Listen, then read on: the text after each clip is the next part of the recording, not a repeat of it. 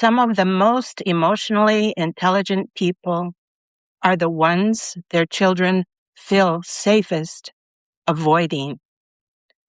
They know what their child is feeling. They can name the emotion. They can even explain it.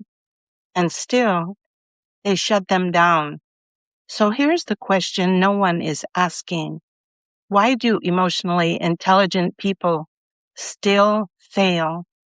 Stay with me, because the answer might change the way you parent forever. Let me say something that may challenge what you've been taught. Emotional intelligence can make you sound wise without actually being wise. You can understand emotions, recognize patterns, use all the right language, and still damage trust, create distance, and push people away. And nowhere is this more painful than in parenting. This is the Aloha EQ podcast. I'm Ruth Kongaika, and here we don't just talk about emotional intelligence. We talk about what actually works in real families, real relationships, real life. A mother, her teenage daughter sat across from her, quiet, withdrawn, hurting. And the mother said, "I know you're overwhelmed." That was emotional intelligence. But then she corrected, she criticized, she tried to fix it. And in seconds, that girl shut down. Not because she wasn't understood, but because she didn't feel safe. Research from the University of Chicago shows that emotional intelligence is connected to wise reasoning, but not equal to it. And Daniel Goleman gave us the framework: awareness, regulation, empathy. But here's what's missing. Emotional intelligence tells you what's happening. Wisdom tells you what to do next. Let me give you something most podcasts can't. In Polynesian culture, we live by something called tauhi. It means care for the space between people, not just understanding each other, but protecting the relationship itself. Because the space between you and your child, that's where trust lives. That's where safety lives. And that space can be damaged in one sentence. Emotional intelligence helps you see that space. Wisdom teaches you how to protect it. I want to give you something that may stay with you long after this episode ends. Emotional intelligence reads the moment. Wisdom redeems the moment. One gives you awareness. The other changes outcomes. Here's the real reason people struggle. It's not a lack of knowledge. It's a lack of pause. They feel and react. They understand and control. They recognize and correct too quickly. And they skip the most powerful moment available to them, the pause. I remember a moment in my own life. I had the words ready. I had the understanding. I was right. And I almost said something that would have created distance.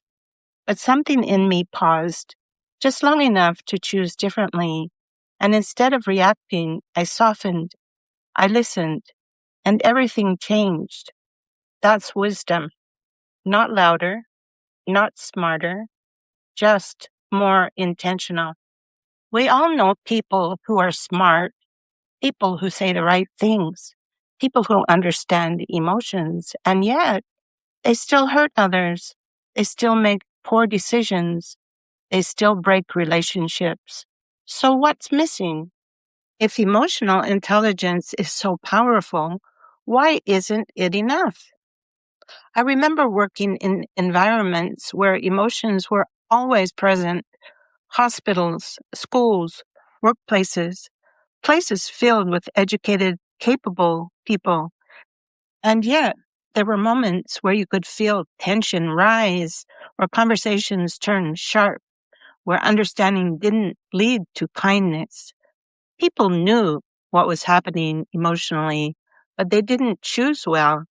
And I remember thinking, how can someone understand emotions so clearly and still respond in a way that causes harm? That question stayed with me for years until I realized understanding emotions is not the same as living wisely. You don't need to be perfect. You don't need to always get it right. But if you can learn to pause, if you can learn to choose wisely, you will change your relationships. You will change your family. You will change what your children carry into their future. Research actually supports this idea. Studies from the University of Chicago show that emotional intelligence is linked to wise reasoning, especially through empathy and perspective taking. And leaders in this space, like Daniel Goleman, have taught us that emotional intelligence includes recognizing emotions, understanding them, managing them. But wisdom is something more. Wisdom includes judgment, humility, compassion, the ability to act well in complex situations. So here's the truth. Emotional intelligence is part of wisdom, but it is not the whole of it. Think of it like cooking.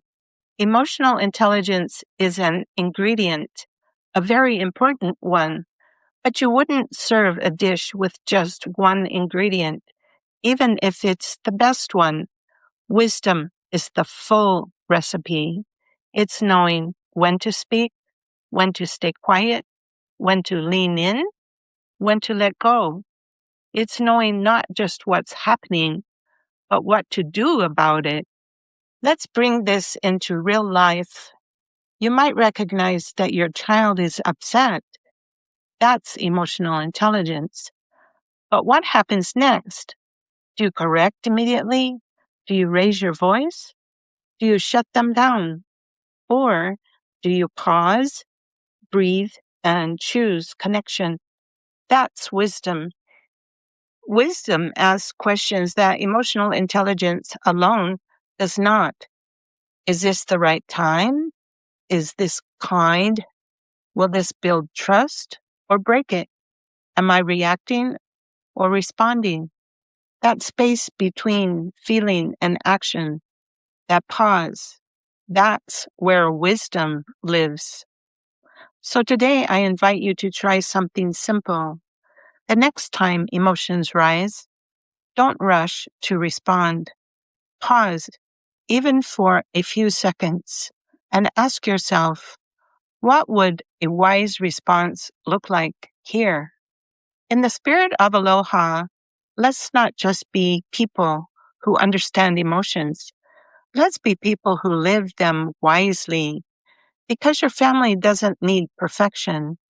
They need presence. They need care. They need wisdom. And remember, connection always comes before correction. This is Ruth Kongaika, and this is the Aloha EQ podcast.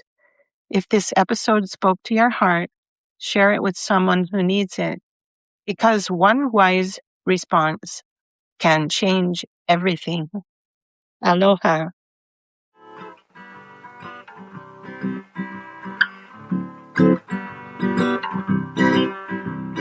Honolulu, Pirikista, Chimachikuriki, number one sweet, naughty I make, oh, aha.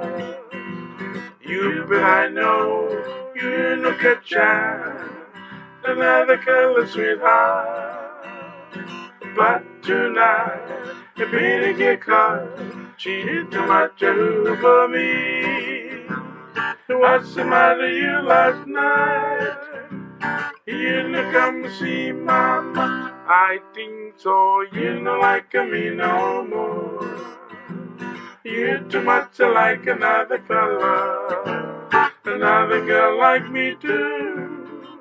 The number one kururuke, too much aloha. Away.